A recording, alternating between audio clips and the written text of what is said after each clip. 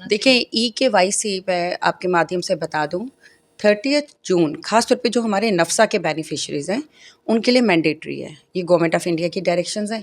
Time and again government of India ने हमें time दिया, एक्सटेंशन दिया, तो मैं आपके माध्यम से सभी ख़ास तौर पे जो नफ़्सा के बेनिफिशरीज़ हैं कि वो प्लीज़ जाएँ और अपना ई-केवाईसी करवा लें, 30 जून से पहले-पहले, तभी वो एलिजिबल रहेंगे। जो भी बेनिफिशरी है, वो ये चीज़ ज़हन में रख ले कि डिपार्टमेंट जितना किसी डीलर का एंटाइटल्ड कोटा है, हम पूरा रिलीज़ करते हैं, कभी डिपार्टमेंट की तरफ से कोई राशन कम नहीं जाता है। तो अगर वो फील्ड में कभी ऐसा करते हैं, तो वो इमीडिएटली या तो हमारे जो नंबर्स हैं, टोल फ्री नंबर या जो भी ग्रीवेंसेस का व्हाट्सएप नंबर है, उधर अपना रजिस्टर करें अपना कंप्लेंट, या वो कंसर्न जो टीएसओ, इंस्पेक्टर्स या एडीज़ हैं, उनसे मिलें। नमस्कार, आप देख रहे हैं यंग बाइट्स। मैं हूं आपके साथ पूजा ठाकुर। आपको बता दें, सरकार द्वारा एक आदेश जारी किया गया है जिसमें राशन कार्ड में जिन बच्चों के नाम अभी तक ऐड नहीं हुए हैं उसको लेकर एक नोटिफिकेशन जारी की गई है। 6 साल या 6 साल से ज़्यादा के जो बच्चे हैं उनका नाम जो है अब ऐड होगा। इसके अलावा कई सारी और भी डिटेल्स जो उसमें दी गई है। इसी सब चर्चा के लिए हमारे साथ जुड़ने जा रहे हैं फूड सिविल सप्लाईज के डायरेक्टर रिफित कोहली जी हमारे साथ जुड़े हैं, जो हमें ज़्यादा जानकारी देंगे। सबसे पहले आपका बहुत बहुत स्वागत है बाइट्स में। Thank you Puja. Ration card को लेकर लगातार लोगों में कहीं न कहीं बड़े सारे सवाल रहते हैं कि इसकी क्या प्रक्रिया। हालाँकि अब काफ़ी ज़्यादा ईज़ जो है वो मिल चुकी है। कई सारे नंबर्स जो है वो जनरेट कर दिए गए हैं, यहाँ पर आने की ज़रूरत नहीं पड़ती है लोगों को। तो जो ये नोटिफ़िकेशन जारी की गई है जिसमें 6 साल या उससे ज़्यादा के बच्चों के लिए जो नोटिफ़िकेशन में बताया गया है, क्या सबसे पहले ये बताइए इस नोटिफ़िकेशन में क्या-क्या है? एक्चुअली जो हमारा नफ़्सा का डेटाबेस है वो 2011 सेंसस के बेसिस पे था, और 2011 के बाद 2021 में होना था हमारा जो सेंसस, पर उस दौरान कोविड हुआ था और बाकी इश्यूज़ थे, तो सेंसस नहीं हो सका। पर क्योंकि बच्चों का बर्थ तो 11 के बाद काफ़ी हो गए थे, और जो बच्चे 2011 में 14 साल का था और वो आज 25 साल का हो गया था, तो काफ़ी डिमांड थी, मतलब जब भी हम फील्ड में जाते थे या लोग अप्रोच करते थे कि वो बच्चों को ऐड किया जाए। तो लास्ट ईयर अगस्त में हमने निकाला था एक नोटिफिकेशन, और उसके तहत हमने 2016 तक के जो बच्चे हैं उनको ऐड किया था। और फिर हमने देखा फील्ड में अभी भी काफ़ी बच्चे थे जिनको जो 2016 के बाद जिनका बर्थ हुआ था कि उनको भी ऐड किया जाए, और अभी गवर्नमेंट ने आपको पता है अभी रिसेंटली उसके लिए भी अलाउ कर दिया है। जो भी बच्चे हमारे 6 साल के और 6 साल से ऊपर के हैं उन सबको इसमें ऐड किया जाएगा। जी। तो ये बच्चे जो है वो कैसे जुड़ सकते हैं? इसके लिए क्या कुछ फ़ॉर्मेलिटीज़ जो है वो रखी गई हैं? देखिए, ये जो बच्चे हैं, जैसे पहले हमारे जो भी बेनिफिशरीज़ हैं, जैसे उनका आधार कार्ड और डेट ऑफ बर्थ का वो सर्टिफ़िकेट लगा के वो हो जाएगा, जो उनके पेरेंट्स का एग्ज़िस्टिंग राशन कार्ड है उसी में ऐड हो जाएँगे। तो ये मुश्किल नहीं है, वो जाएँगे जहाँ भी हमारे जो टीएसओ ऑफ़िस हैं, ऑनलाइन है, हर फैसिलिटी इज़ अवेलेबल। लोगों का मुझे लगता है ओवर द ईयर्स अच्छे से उनको पता है कि डिपार्टमेंट में कोई भी जैसे लोग एडिशन, डिलीशन, सो वो काफ़ी फ़ैमिलियर हैं इस प्रोसेस से, तो दिक्कत नहीं आएगी लोगों को। सिर्फ बच्चों को ऐड करवाना है, अपने-अपने रिस्पेक्टिव तहसील्स में अपने-अपने वो ऑनलाइन कर सकते हैं। सो बोथ द तो फैसिलिटीज़। कितना ज़रूरी आप मानते हैं इस स्टेप का होना था? क्योंकि काफ़ी लंबे समय से लोग भी जो है इसका इंतज़ार कर रहे थे कि इस तरह की ऐसी नोटिफ़िकेशन निकाली जाए जिनमें जो ऐड नहीं किए गए हैं उन्हें होना है। पूजा, ये बहुत बड़ी बात है, काफ़ी लोगों को राहत होगी, क्योंकि राशन कार्ड एक ऐसा डॉक्यूमेंट है जिसमें पूरा फैमिली का आइडेंटिटी होता है, बाकी आपका इंडिविजुअल होता है, चाहे आधार कार्ड हो, पैन कार्ड हो।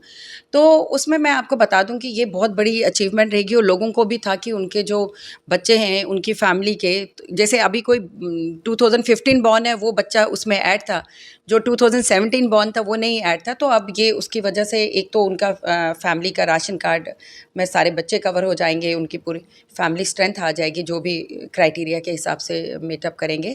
और दूसरा क्या है कि काफ़ी बच्चों को स्कूल में एडमिशन्स होती हैं, या हमारा आयुष्मान भारत की स्कीम है, उसमें भी अगर किसी बच्चे को हेल्थ की फैसिलिटी ज़रूरत थी तो उसमें मैंडेटरी था आपको राशन कार्ड में उसका नाम होना। तो मुझे लगता है ओवरऑल भी बाकी जगह भी उनको काफ़ी ये बेनिफिट्स मिलेंगे तो उनको। बच्चों के साथ-साथ विडोज़ के लिए भी जो है इसमें ज़िक्र किया गया है, क्या कुछ? अरे! ये तो बहुत ज़्यादा हम जब भी देखते थे फील्ड में या मेरे ऑफ़िस में इतने मेरे पास मेरी माताएँ, बहनें आती थीं, जो विडो हैं या डिवोर्सी हैं, तो क्या होता था कि वो बेचारी जो घर में अगर उनके कोई गवर्नमेंट जॉब में था, वो बीपीएल के बेनिफिट नहीं ले सकते थे, और वो कवर नहीं हुए थे, उनके बच्चे होते थे, या जैसे इसी तरह लीगली कोई उनका सेपरेशन हो गया है, डिवोर्स हो गया है, तो वो लोग भी थे, उनको भी इस बार ये बहुत अच्छा गवर्नमेंट का ये बहुत वेलफेयर एक मूव था कि इन लोगों को, इन बहनों को, इन माताओं को भी दिया जाए बीपीएल का राशन कार्ड। मतलब वो तो डिपेंड करता है कि उनका इनकम क्या है, पर एक अलग अपना उनका राशन कार्ड हो, और फिर उसके हिसाब से वो काफ़ी डिफरेंट जो डिपार्टमेंट्स की स्कीम्स हैं उसके लिए भी एलिजिबल हो जाती हैं। और उसमें मैं आपको बता दूं, जैसे आपने पूछा कि उनको कैसे ऐड करना होगा, तो ये डिपेंड करता है कि उस लेडी का जो हमारा नफ्सा के ओवरऑल रूल्स हैं उसी के हिसाब से होगा। उनका इनकम सर्टिफिकेट देखा जाएगा और बाकी जो डॉक्यूमेंट्स ज़रूरत होंगे, क्योंकि वो तो नेचर ऑफ केस पे डिपेंड करता है, उसके हिसाब से। और हमने क्लियर कट डायरेक्शंस दे दी हैं फील्ड फंक्शनरीज़ को कि वो जो भी ऐसे इश्यूज़ आते हैं उनको प्रायोरिटी पे ये एड्रेस करें, और लोगों को, जो जेन्युइन लोग हैं जो कवर नहीं हुए, उनको राशन कार्ड दिया जाए। जिस तरह से इनका एडिशन होगा तो लगभग कितना समय लग जाएगा? जब पूरी डिटेल्स दे दी जाएंगी तो कितना समय हम मान सकते हैं कि इसमें लग सकता है? देखिए, ये तो रेगुलर प्रोसेस रहेगा, जैसे लोग आके देंगे हमारा तो जल्दी राशन कार्ड में नाम ऐड हो जाता है, और ये प्रोसेस कंटिन्यूसली चलतेगा तो ऐसा। बड़ी बार ऐसे होता है कि राशन कार्ड में कई सारी दिक्कतें भी आती हैं, तो किस तरह से, जिस तरह से आपके द्वारा भी कहा जाता है कि इसको केवाईसी किया जाए या इसके अलावा और अन्य चीज़ें भी होती हैं जिसे अपडेशन करने की ज़रूरत रहती है, तो क्या कुछ ज़रूरी है जो हम सभी को करना चाहिए? देखिए, ई-केवाईसी मैं आपके माध्यम से बता दूं, 30 जून खास तौर पे जो हमारे नफ्सा के बेनिफिशरीज़ हैं उनके लिए मैंडेटरी है। ये गवर्नमेंट ऑफ इंडिया की डायरेक्शंस हैं। Time and again government of India ने हमें टाइम दिया, एक्सटेंशन दिया, तो मैं आपके माध्यम से सभी, खास तौर पे जो नफ्सा के बेनिफिशरीज़ हैं, कि वो प्लीज़ जाएं और अपना ई-केवाईसी करवा लें 30 जून से पहले पहले, तभी वो एलिजिबल रहेंगे।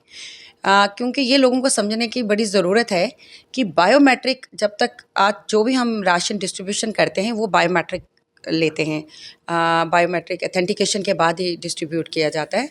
तो इसमें कुछ लोगों ने हमें अप्रोच किया कि हमारे बच्चे बाहर पढ़ रहे हैं, या कितने हमारे जो लोग हैं वो बाहर लेबर के लिए दूसरी स्टेट्स में जाते हैं, तो गवर्नमेंट ऑफ इंडिया ऐसे ही जैसे हमारा कंसर्न था ऐसे बाकी स्टेट्स का भी था। उनके लोग जैसे यूपी बिहार से इधर जम्मू में लेबर में होंगे या किसी और जगह पे होंगे, तो वो through out across the country किसी भी जगह पे जाके फेयर प्राइस शॉप पे या जाके अपना वहाँ पे ई-केवाईसी करवा सकते हैं।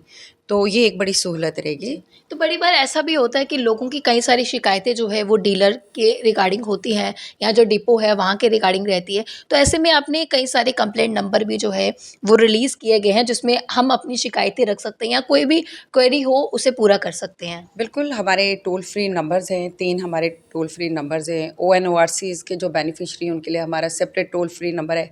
एक हमारा ग्रीवेंसेस व्हाट्सएप नंबर है जो मैं आपके साथ शेयर भी कर लेती हूँ अभी, 9055224552।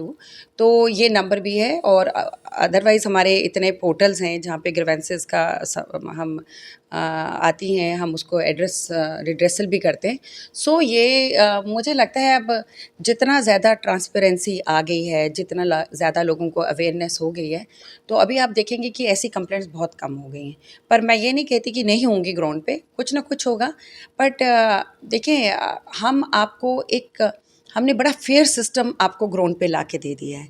जो भी बेनिफिशरी है वो ये चीज़ ज़हन में रख ले कि डिपार्टमेंट जितना किसी डीलर का इंटाइटल कोटा है हम पूरा रिलीज़ करते हैं, कभी डिपार्टमेंट की तरफ से कोई राशन कम नहीं जाता है।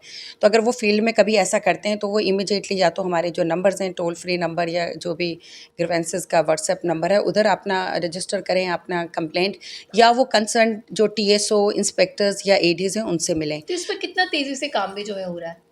बिल्कुल रेगुलर बेसिस पे होता है। आप देखें अभी तो हार्डली हमें कोई कंप्लेंट होती है, पर ये है कि जो हमारा बेनिफिशरी है उसका अवेयरनेस उसको भी अवेयर रहना है, उसको भी देखना है। अगर उसको कोई डीलर कम दे रहा है उसके एंटाइटल कोटा से, तो वो बायोमेट्रिक अपना ऑथेंटिकेशन ना दे। देखें, हम जितना भी सिस्टम में जब तक सारे स्टेक होल्डर्स इन्वॉल्व नहीं होंगे, काम नहीं करेंगे, तो ये सिस्टम को इफ़ेक्टिवली चलाना सबकी ज़िम्मेवारी है। तो क्या एक मैसेज आपकी तरफ से रहने वाला है आखिर में कि हम जितने भी बेनिफिशियर्स हैं उन्हें किन चीज़ों का खास तौर से ध्यान रखने की ज़रूरत है? देखें, एक मैं आपको ये भी बता दूं, डिपार्टमेंट ने एक ये भी इनिशिएटिव लिया। कितनी बार हमारे कुछ बुज़ुर्ग बेनिफिशरीज़ हैं जिनके बच्चे बाहर हैं, या कोई लोग नहीं जा सकते अपने राशन डिपो पे अपना राशन लेने, या कोई और वजह है, कोई बीमार हैं, कोई इस तरह के कोई हैं, भी रीज़न तो उसके लिए हमने नॉमिनी फैसिलिटी एक अवेलेबल करवाया हुआ है। तो जो लोग नहीं जा सकते वो अपना नॉमिनी किसी को नॉमिनेट करके वहाँ के डीलर को बता दे, तो ये ओटीपी के थ्रू या उसको वो ऑथराइज़ करेंगे, तो वो उसके थ्रू आपका राशन वो आपको पहुँचा सकता है। तो ये भी एक थी कि काफ़ी लोग कहते हैं कि मेल मेंबर्स जो हैं बाहर लेबर के लिए चले जाते हैं, तो लेडीज़ जो होती हैं या दूर-दराज़ में होती हैं या बच्चे छोटे होते हैं, तो ये बहुत बड़ी सुविधा है। मैं चाहती हूँ कि लोग इस फैसिलिटी को इस्तेमाल करें। और दूसरा मैं ये चाहूँगी कि वो ई-केवाईसी करवाएँ, और तीसरा ओएनओआरसी के जो हमारे बेनिफिशियरी हैं, उनका भी कोई इश्यू है तो वो बताएँ। जी, तो बहुत धन्यवाद हमारे साथ जुड़ने के लिए। तो जिस तरह से ये नोटिफ़िकेशन जारी हुई थी, तो हमने सोचा कि आप लोगों के इंटरेस्ट की ये खबर है, तो आप लोगों को जानकारी जो है वो ज़रूर होनी चाहिए। तो तमाम जानकारी हमें रिफिज ने दी है और बताया है कि किन-किन चीज़ों को जो है चेंज किया गया है। आप लोगों को सुविधा देने के लिए डिपार्टमेंट लगातार काम कर रहा है और ज़्यादा ईज़ आए उसके लिए भी जो है वो काम किया जा रहा है। ऐसे में अगर आपकी कोई भी कंप्लेंट रहती है, तो उसके लिए कंप्लेंट नंबर भी जो है वो दिया गया है। आप इन पर कंप्लेंट कर सकते हैं, कोई भी अगर आपको शिकायत होती है। और इसके साथ-साथ ई-केवाईसी भी जो है वो ज़रूर आप लोगों को करवाना है। तो इसके अलावा कोई भी आपकी कंप्लेंट रहती है तो आप दिए हुए नंबर पे ज़रूर संपर्क करें। अगली अपडेट लेकर फिर मैं हाज़िर होंगी, तब तक के लिए आप देखते रहिए बाइट्स। जर्नलिस्ट अमन शर्मा के साथ मैं पूजा ठाकुर, यंग बाइट्स।